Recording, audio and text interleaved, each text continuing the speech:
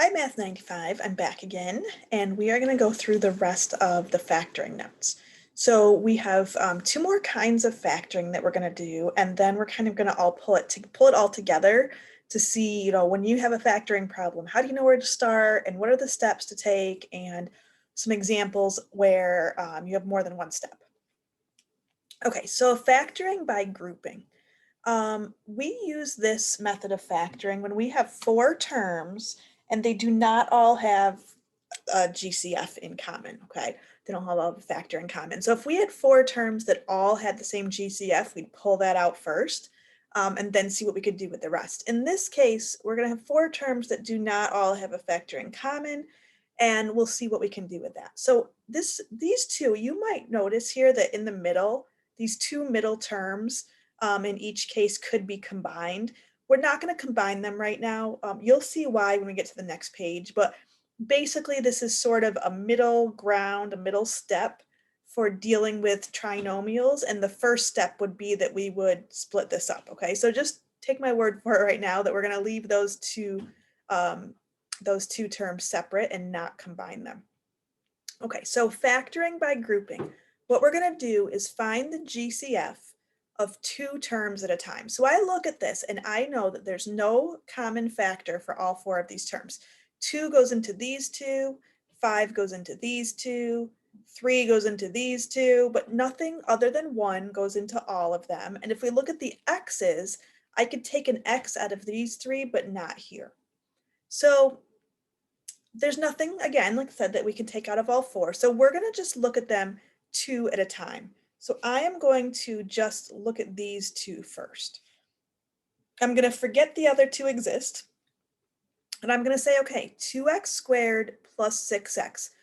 I just want to find a GCF of those two. So I can pull a 2 out and I can pull an x out. And then in parentheses, I'm going to have an x plus 3.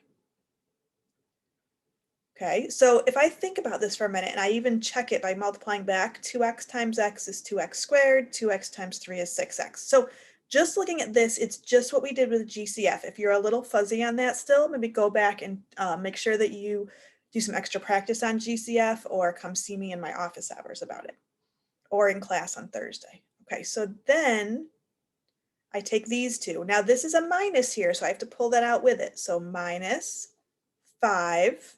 I can't take an x, and then I write what's left. Well, negative 5x divided by negative 5 is just x.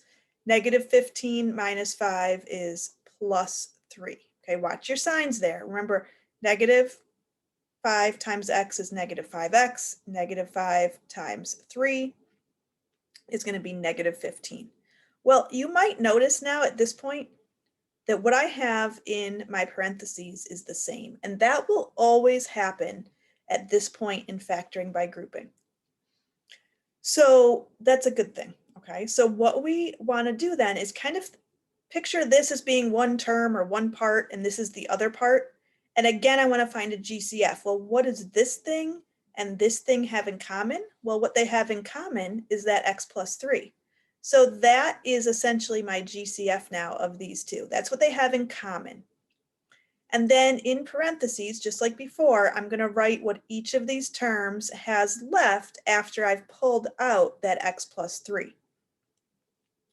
So think about it like this. If I kind of do it over to the side, if I had 2x times x plus 3, and I divide out or factor out that x plus 3, what's left? Well, the 2x is left. And same thing over here. If I have minus 5 times x plus 3 over x plus 3, x plus 3 cancels out. There's a minus 5. And now I have factored this into two binomials. Again, to check it, x times 2x is 2x squared plus 6x minus 5x minus 15. Okay, now if we have a trinomial, if I have three terms, I cannot just take out a factor that's only in two of them. I can only take out a factor from only a sum of the terms when it's in this format, when I have four terms and there's no common factor for all of them. Okay, so let's look at the next one. Now in this case, I actually can pull out a GCF of 2 out of all 4 terms.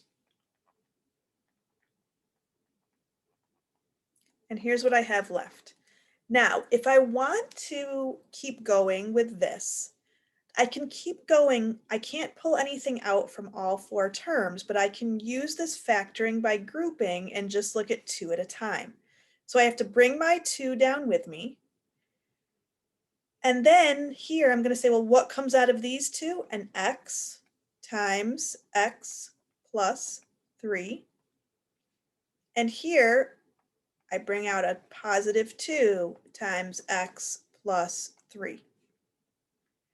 And then I can take a look at this, just like I would do up on top on this one.